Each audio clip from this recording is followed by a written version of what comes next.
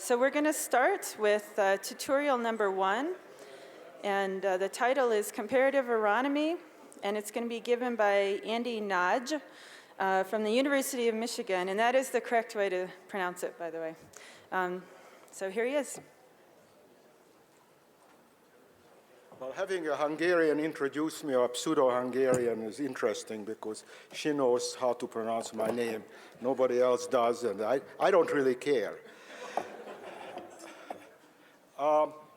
Famous last words, but I'm going to try to finish 10 or 15 minutes before I'm supposed to finish, because I'm very anxious to have questions and comments, especially from students. And I'm challenging the students. Among the students, the best question or best comment will get this book on comparative aeronomy. Okay? Now, it's always a good idea, especially early in the morning, to start the talk with something a little light. And my apologies to those of you who heard this story before, but I'm going to tell you a story, a true story, which happened in the early 1950s. There was a great deal of interest to figure out what the temperatures and densities are in the upper atmosphere. And a group of engineers in the aero department at Michigan came up with what I think is a brilliant idea. It's brilliant because it's so simple. The idea was that they take a sphere, put it in a rocket, take it up, kick it out, and then watch it fall. And the difference between the g and its actual acceleration is due to drag. And drag is linearly proportional to density, so they'll get the density, and from the density profile, they get the temperature. So that was a great, brilliant idea. However, the radars were not that great, and they had difficulty tracking it. So another genius idea was, well, let's put a transmitter in it, and that will make it easier to track. So here was the test flight for this new improved falling sphere, and they were getting it ready. Everybody was very excited, and it was a solid rocket, and it was on the rail, and I don't know, T-3 minutes, they decided to elevate the rail to get it ready to launch the rocket. But in the process of elevating it, they accidentally pulled the umbilical cord, and the umbilical cord is which gives it the power, and once it's pulled, things get started. So at T-3 seconds, the sphere ejected, and the rocket took off beautifully, and somebody noticed it and went and picked up the sphere, put it under his arm, and walked into the radar van, where they were twiddling the knobs to be sure that not to miss it this time. And the radar operator said, I've got it strong. So the guy tapped him on the shoulder and said, here it is, have it. Okay, maybe I got you started. The other thing that some of you may have heard, after all the title is Aeronomy, that there were 2 comparative aeronomy conferences, one in 2000 in Yellowstone. A book came out of it, published by AGU. And then there was another one in Switzerland, and also comparative aeronomy, and another book came out on that.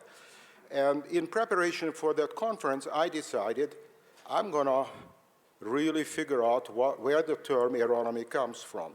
And in today's world, you would think that's really easy. You know, you get on the computer, put aeronomy into Google, hit the return, and you get the answer. Well, it didn't come up. So I tried left and right everywhere.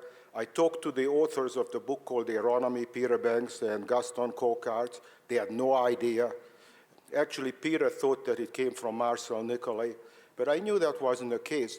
And just when I was ready to give up, some colleagues suggested the old-fashioned way. It says, look at the Oxford Dictionary.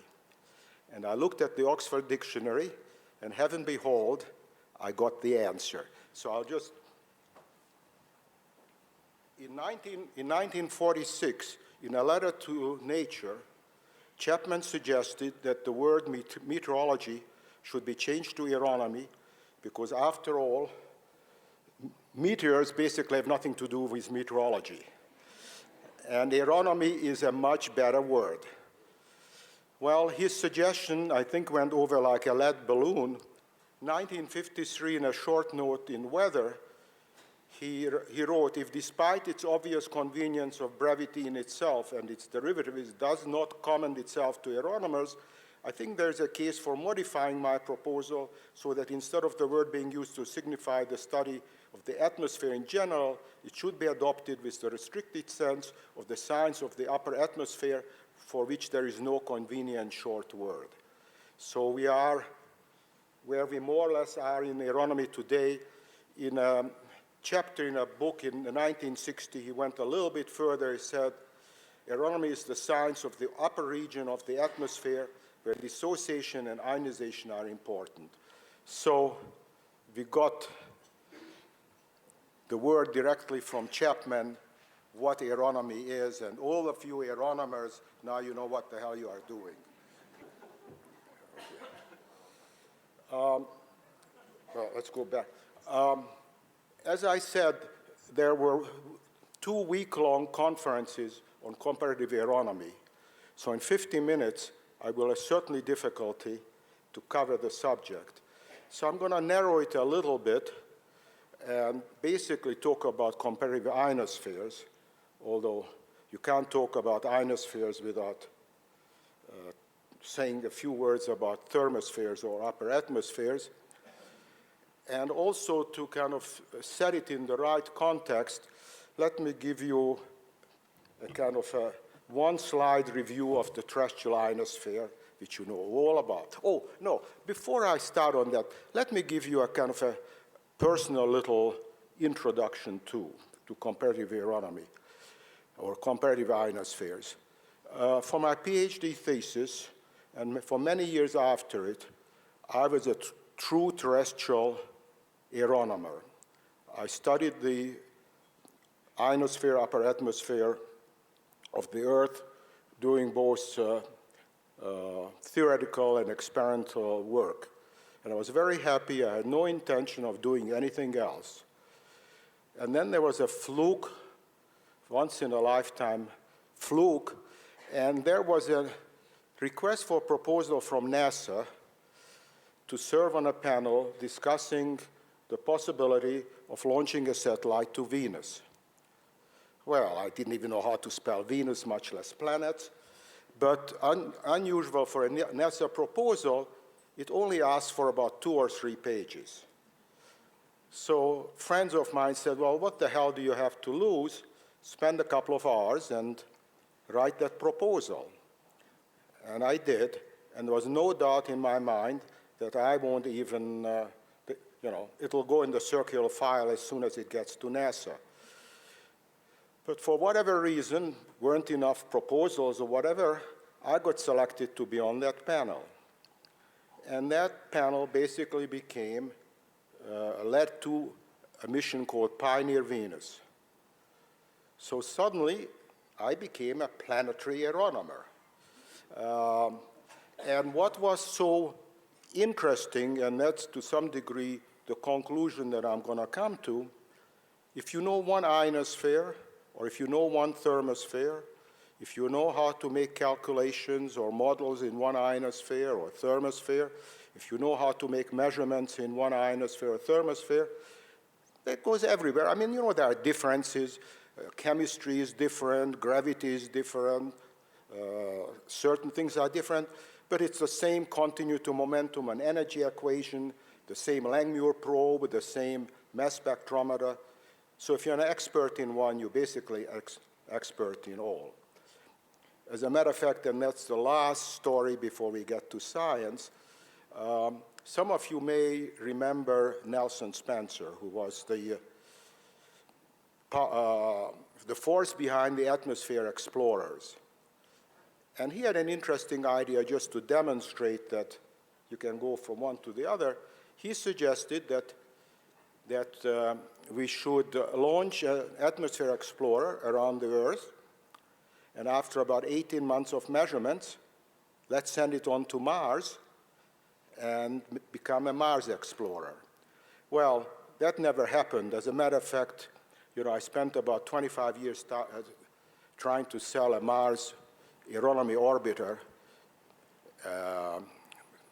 And about 10 years ago, it occurred to me that Nelson Spencer's idea came back to me, and I said, well, maybe we can get the heliophysics division and the planetary division to cooperate. Hell no, they wouldn't even talk to each other. So this never happened, but the point is that, that if you know one, you know the others. Okay, so let's have a one-slide review of the terrestrial ionosphere, and I think that will set the stage for the other ones. We know that Euv ionization is responsible for creating photoionization, takes place around 120 to 180 kilometers. That's where EUV is absorbed. That's where the optical depth is about unity. And we get the E region, which is basically made up of molecular. I've got it. Thank you. Molecular ions. And while the primary ionization is N2 plus and O2 plus, the terminal ions, and that's important for later on, are NO plus and O2 plus. As you go up in altitude, you get into the F1 region. That becomes basically atomic, O plus dominated.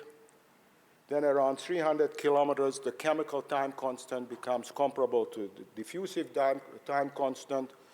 You get the F2 peak, and above the F2 peak, O plus drops off exponentially with its own scale height, but the minor ion H plus now increases with altitude.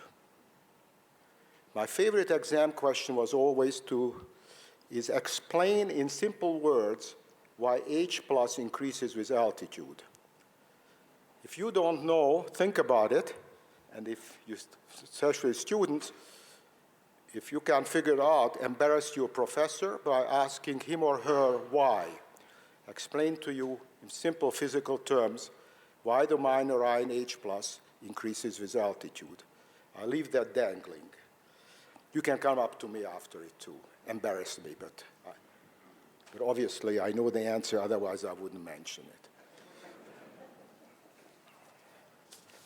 Okay, let's just see what else. At my age, it's good to have crib notes.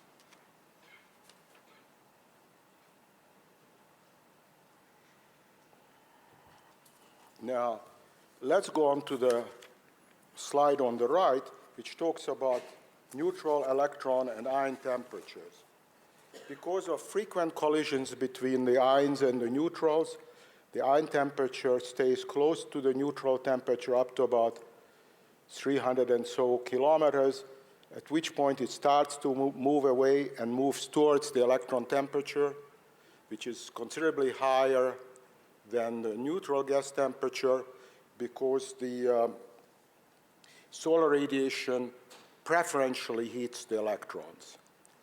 If I would have a lot of time, I would tell you some horror story. Well,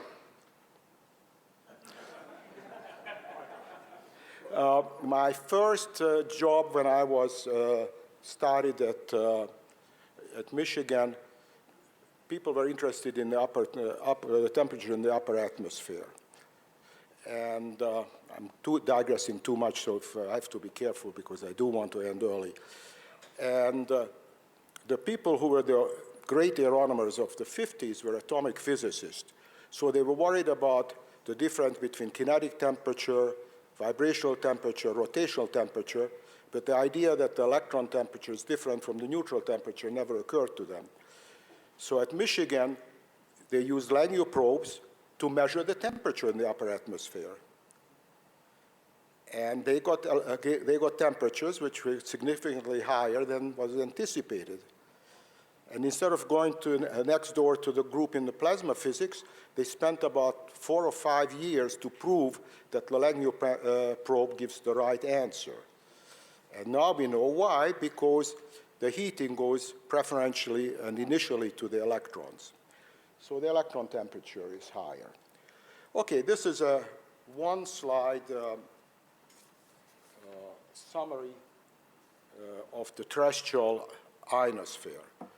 Now, after 14 years of Pioneer Venus being in orbit, we could say that we know more about the upper atmosphere and ionosphere of Venus than any other body in the solar system. And the size of Venus is about close to the Earth, 6,050 kilometers, but the surface pressure on Venus is about 100 times that of the Earth. The surface temperature is 750 degrees, which is warm enough to melt lead. But, and the major constituent is CO2 until you get to about 160 kilometers where atomic oxygen takes over. And note that the densities in this region are that's 10 to the 6, 10 to the 8, 10 to the 10, 10 to the 12, kind of typical of what we have in the Earth's ionosphere, similar to the density in the Earth's ionosphere. The temperature at Venus are pretty low. The daytime temperatures are somewhere 250 to 300 degrees Kelvin. And you may ask yourself, Venus is closer to the sun than the Earth, so why is Venus colder than the Earth? The one-sentence answer to that is that CO2 is a very good coolant. So even though it receives more energy, the cooling, the input versus output balances so the temperature is lower. Now,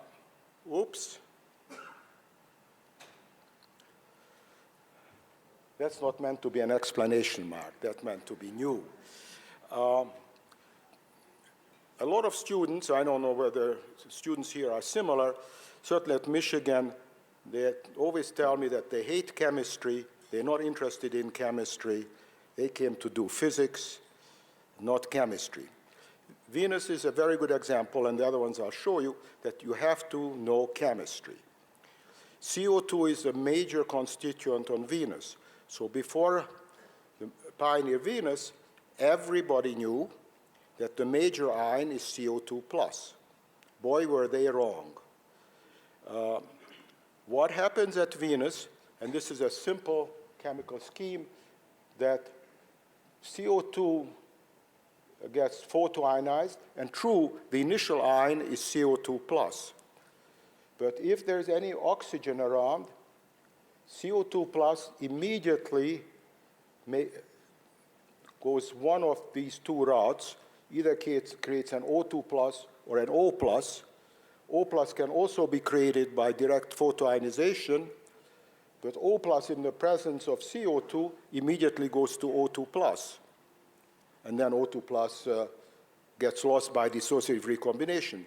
So at Venus, basically there is no O2, yet the major ion is O2 plus. So you better worry about chemistry.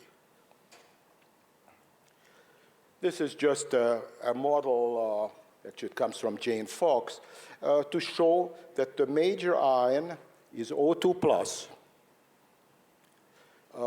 Chemical equilibrium conditions hold below around 180 kilometers.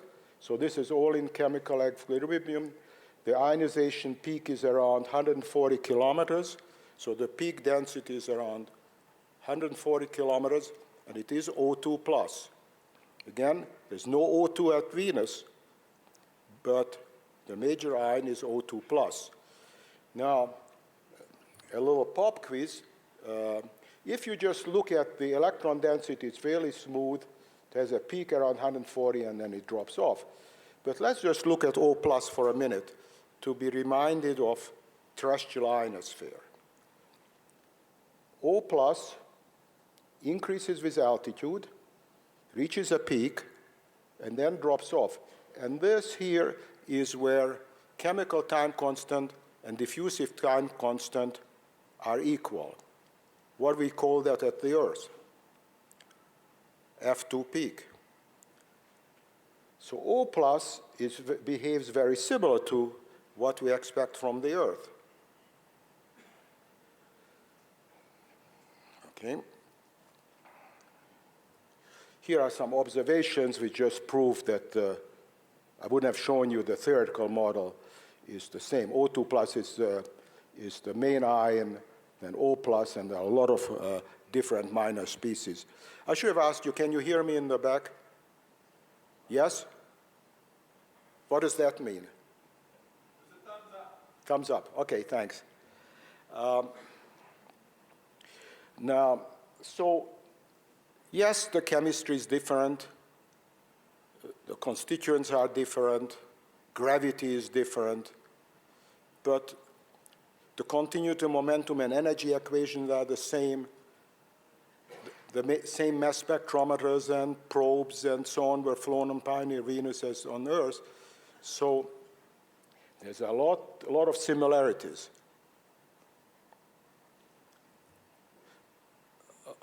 Okay. Come to the next point about how people always think they know everything. The night at Venus is about 58 days long. 58 days long. So before the first observations, everybody knew that there is no night side ionosphere of Venus, because there is no sun shining for 58 days, and certainly in 58 days, all the ions recombine and disappear. But when Mariner 5 made the first observations, much to everybody's surprise, there was a reduced but significant ionosphere, night side ionosphere. In other words, about a factor of 10 or 20 lower than the day side, but a significant night side ionosphere. And after a number of arguments about why, and actually it got into geopolitics because that was during the Cold War. The Russians had one idea, the US scientists had a different idea. But basically it is that nature abhors vacuum. I forgot to mention in the beginning, because I'm going to say something about it, Venus basically has no intrinsic magnetic field. So as the density drops on the night side, a pressure gradient is created between the day and night, which results in day-to-night flow. And this day-to-night flow transports plasma from the day side to the night side and helps to maintain a significant but a reduced night side ionosphere. So that's the answer to that. Now, having said how things are similar, let me just mention something which are different. As I said, basically everything is the same.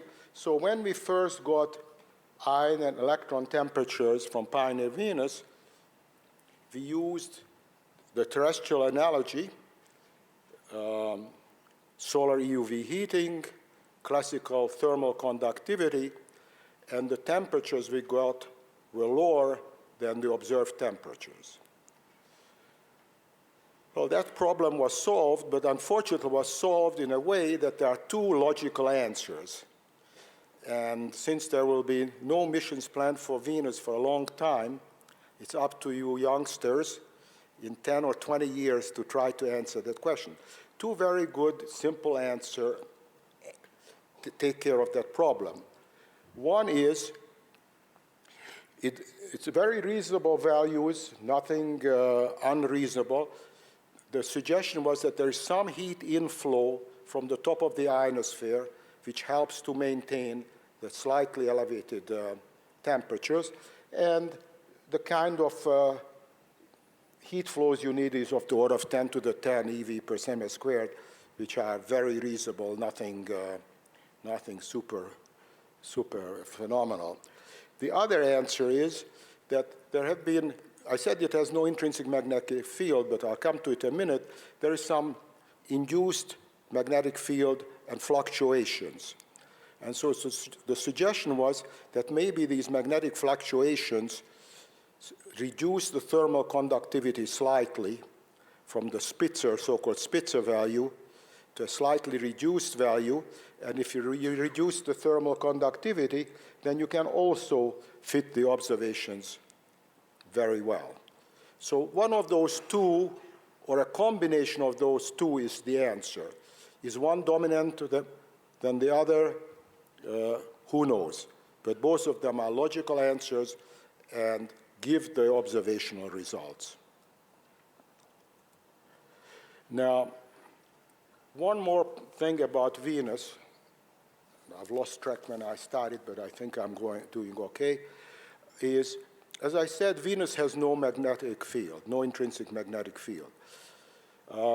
This is CEDAR and not JAM, but I think you know enough that the obstacle to the supersonic solar wind flow is, on the Earth, is the magnetic field, the intrinsic magnetic field. The solar wind flow is supersonic, so a bow shock is formed, and then there is a magnetopause where the solar wind dynamic pressure roughly is equal to the magnetic pressure. And the shock solar wind gets deflected and moves around the obstacle and so on. Now at Venus, there is no such magnetic field. So the obstacle to the flow is the ionosphere-atmosphere system. So instead of a magnetopause, an ionopause is formed. And this curve shows that this is the electron density, and at some appropriate altitude, there's a very, very sharp drop in the ionospheric density, an ionopause is formed, and this is the magnetic field, the draped interplanetary magnetic field, and it drops to zero. There are some flux ropes in here, but we don't talk about it. Now, if the solar wind pressure gets to be very large, so that the ionosphere cannot hold off the solar wind, then some magnetic field does penetrate into the ionosphere. And that is basically shown in this figure, showing observations, showing that depending which way you think about it, as the solar wind pressure, which is here translated into magnetic field pressure, drops, this ionopause increases, or as the pressure increases, the ionopause altitude drops. Now, the final colorful slide I want to show you about Venus, this was actually drawn up by Larry Brace, who spent most of his time. Again, I'm pushing the analogy between the Earth and planetary. He spent most of his career doing terrestrial research, but he was involved in Pioneer Venus. The LAGMU probe that he flown about 30 times on terrestrial satellite was also on Pioneer Venus. And the thing to take away from this very complex, colorful thing, that there is a good day-side ionosphere created by EUV radiation. There is a kind of complex night-side ionosphere, which is maintained by day-to-night plasma flow. The supersonic solar wind, there is a bow shock. The shocked solar wind gets deflected around that ionopause, around the planet. The interplanetary magnetic field, which is frozen into the plasma, goes with the shocked solar wind and in effect drapes around the planet and creates a comet-like magnetic field structure around the planet. So the bottom line is we know a lot about Venus, obviously not as much about the Earth, but we know the basic behavior, thank you, as it should be. Now, since then, let me just say a couple of words about Mars.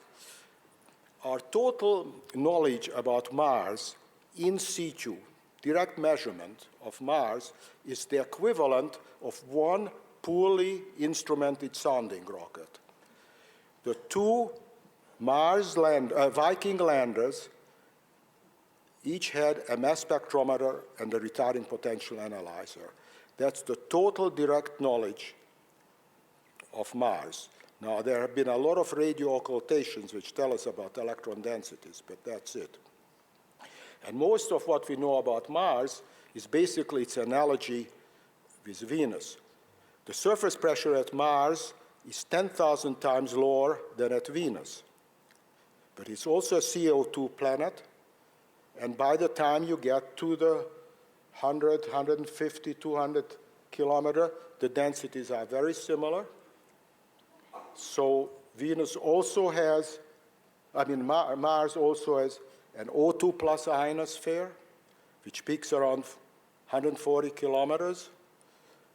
And there's O plus, CO2 plus, and a bunch of other minor ions. But the only thing, the retarding potential analyzer, which is a poor man's or a poor woman's mass spectrometer, measured is O2 plus, O plus, and CO2 plus. These results are from a very complex MHD model, which originally was, by the way, developed for the terrestrial situation and applied to Mars. Let's forget about it. Okay, let's go. Cassini was injected into orbit around Saturn on July 5, 2004. So it's been around for 8 years, and it has flown by the moon Titan about 60 or 70 times. So now we're starting to be able to say something about Titan, quite a bit about the Aeronomy of Titan. Titan is the largest moon of Saturn. Its diameter is 2,575 kilometers. Its surface pressure is about 1.5 times the terrestrial surface pressure, and it is basically an N2 atmosphere with some methane. It is a very tricky thing because the Keplerian orbital velocity of Titan is slower than the magnetospheric co-rotation velocity. So in effect, if you are sitting on Titan, the magnetospheric plasma impacts you at around 120 kilometers a second, which is significant but not fast enough to create a bow shock. But as it goes around, as it orbits around Saturn, that means that that impact of that plasma is sometimes on the day side, sometimes on the night side as it goes around. Now, just to show you something, this is a very simple chemical scheme of Titan's ion chemistry. Here again, the primary ion is N2 plus. But N2 plus, it could be dissociative ionization to lead to N plus, but in the presence of methane, it undergoes all sorts of chemical reactions very quickly, and the eventual ions are basically HCNH plus, and I'm not a chemist.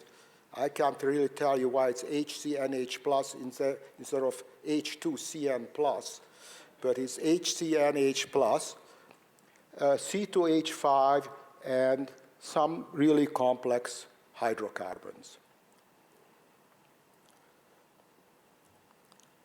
So here is a model calculation, Jane Fox, also before Cassini got there, and you can see there is C2H5 plus, HCNH plus, and these funny hydrocarbons. And Cassini had a neutral ion mass spectrometer. Those of you who have been around long enough, it's another Hasso-Neiman terrestrial ion neutral mass spectrometer, which worked beautifully and made ion composition measurements. And let's see, I wrote it down. 28 is, no, 28 is HCNH plus, and 29 is C2H5 plus. Yeah, C2H5 plus. So those are kind of, as suggested, the main ions. But there's a hell of a lot of other stuff. And if you are good at looking at diagrams, pop quiz, what do you see here? Kind of things repeating around what? At around every 12 AMU. What is 12? 12 AMU. Carbon. And that's what it is. It's just, you know, all these fancy extra carbon, hydrocarbon molecules. It's an extremely complicated chemistry.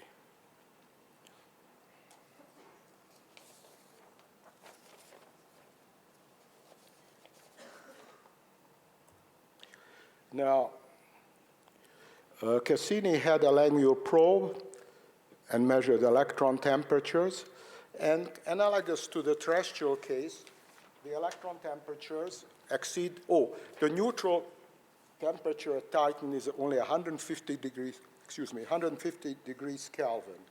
So the electron temperature significantly exceeds the neutral temperature, not surprisingly, because the EUV heating preferentially heats the electrons. And this data is very, very new, and the modeling just started, but it does seem like the electron temperatures can be explained at Titan fairly easily. Now, finally, I should mention that if you think the D region is complicated, wait till you try to understand the lower ionosphere of Titan. Cassini has never dared to dip deeper or get closer to Titan than 900 kilometers, you know, for safety reasons. JPL doesn't want to lose a spacecraft by getting too close. So there are no direct measurements below 900 kilometers. But the indication and the models show that the lower ionosphere is a nightmare of complexity, because not only does it have positive and negative ions and electrons like the terrestrial ionosphere, but there are micron and submicron sized grains which are charged, so it's a dusty plasma. It's my Hungarian friend at Boulder, it's his Mishi Horányi loves that. You know, it's a dusty, a very complex dusty plasma, so very complicated hydrocarbons and aerosols are formed down there. As a matter of fact, there is some suggestion that, well, let me not go any further. It's just very, very complicated. Let me just then now turn to the last topic I want to briefly mention, and that is the ionosphere of Saturn.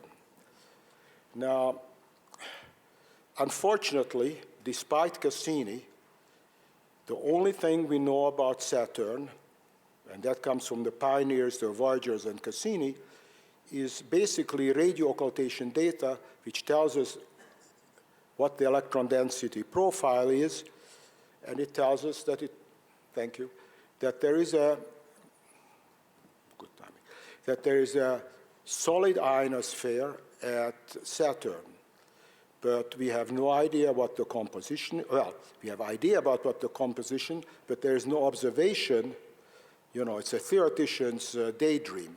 Again, going back, the name may not mean much to you, but one of the leading planetary scientists in 60s and early 70s was somebody called Mike McElroy. And around the mid-70s, Mike said, I'm getting out of this field because there's no data to contradict me. So there is very little data to contradict you. So we know about the ionosphere. And then you say, well, with Cassini there, why doesn't Cassini make measurement? Cassini gets no closer to Saturn than 4 Saturn radius, which is roughly 240,000 kilometers because of radiation concerns.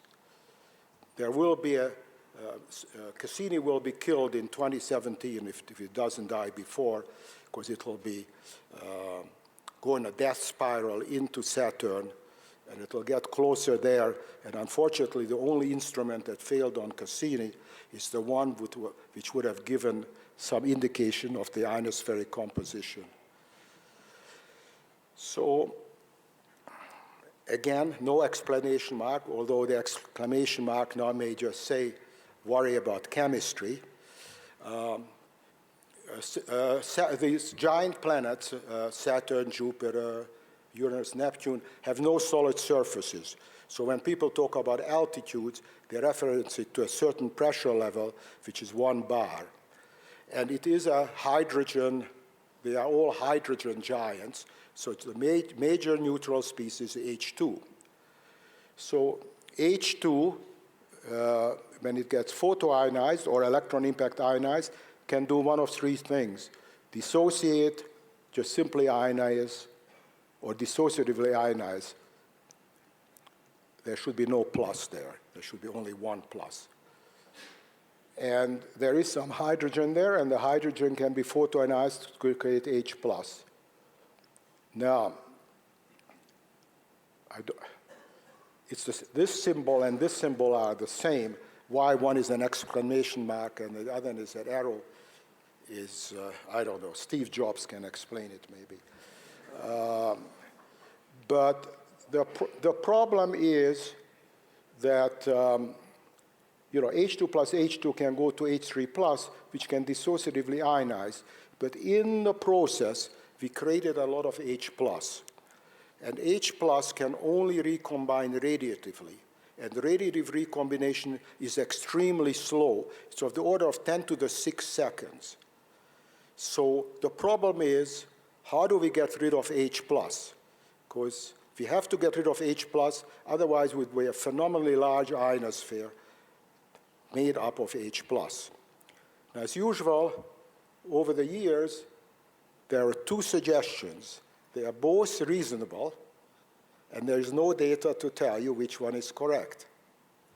One goes back to this Mark McElroy, who suggested, turns out that the ionization potential of H plus is less than of H2. So H plus cannot charge exchange with H2. It can only charge exchange if H2 is at a vibrational state greater than 4. If it's in a vibrational state greater than 4, then you can create H2 plus, and then H2 plus can go to H3 plus and recombine and so on. The other suggestion, which was made by Hunter Waite and Jack Connerny, that Saturn has very large rings, that probably you've seen all photographs of Saturn, and there's water coming from the rings. And if there's water coming from the ring, H plus plus H2O can charge exchange, create H2O plus, and then H2O plus and H2O go to H3O plus, and then H3O plus plus E can dissociatively recombine. So these are the 2 possible ways to get rid of H plus, and you have to get rid of H plus. And again, they're probably both at work. If one is more dominant than the other, I don't know. And it's again, I think, up to you next generation to get the answer to that. Now, again, there's very little constraint. So it's a modeler's dream. They can create all sorts of models. The only thing that they have to kind of satisfy is the overall electron densities. The measured electron densities are in the order of a few times 10 to the 4. Here is one model from Boston University, which basically shows that that H plus is dominant up to about 1800 that H3 plus is dominant up to about 1800 kilometers, and then H plus takes over. As good a guess as any. Here are some observations. There have been something like 25 radio occultations from Cassini, and I'm sorry for the fuzziness of this, but they were average. This is low latitude, mid latitude, high latitude, and the kind of densities, peak densities are of the order of 10 to the 4. But if you look at individual profiles, there are some funny things on some of them. For example, one has this gigantic bite out. Who knows? If you're a gravity wave person, you say it's gravity waves. If you're a water person, Michael Mandela will say that it's just a big, what you would call it, a thunderstorm of water coming through the ionosphere, eating away the ionosphere. Now, the final view graph before the summary, I kind of lied to you, because there's one more information from about the ionosphere, which is questionable, and it makes everything impossibly difficult. There's lightning at Saturn, a fairly frequent lightning, and the information from the lightning has been interpreted as having to, that is an indication of what is the peak electron density, because the discharge, the wave has to travel through that, through the peak electron density. And the original one from Voyager implied a diurnal variation of a factor of 2. The more recent one from Saturn decreased that diurnal variation to something like a factor of 20, but it's a significant diurnal variation. And to date, none of the models can explain a diurnal variation of more than a factor of 2 or 3. So if these lightning observations are real indication of the diurnal variation of the Saturn's ionosphere, then we are back to step 0. Okay, I said that I will finish up early, and I think there's still 10 minutes or so left. So let me just put on the final one what I think are the takeaway points. And what I try to emphasize, that ionospheres are ionospheres. If you kind of know one, you know them all. You have to do a little homework, but both the measurements and the theory is pretty much the same. And the same goes for thermospheres. Chemistry, dynamics, energetic, gravity may be different, but if you understand one, it takes very little to work on other ionosphere. The theoretical formulations, the continuity momentum energy equation, whatever, the same. The instruments are basically the same. You may have to change sensitivities and things like, but if you know how to make measurements at one body on the solar system, you can make measurements at others. And there is much to be learned from studying and observing different ionospheres. Comparative aeronomy is extremely useful and important. So all of you terrestrial aeronomers, there is a future for you in solar system aeronomy, or even if exoplanets are getting hot in the next decade or so, you can go outside the solar system too. What you know can be applied to all sorts of other solar system bodies. Thank you, and I'm awaiting your questions.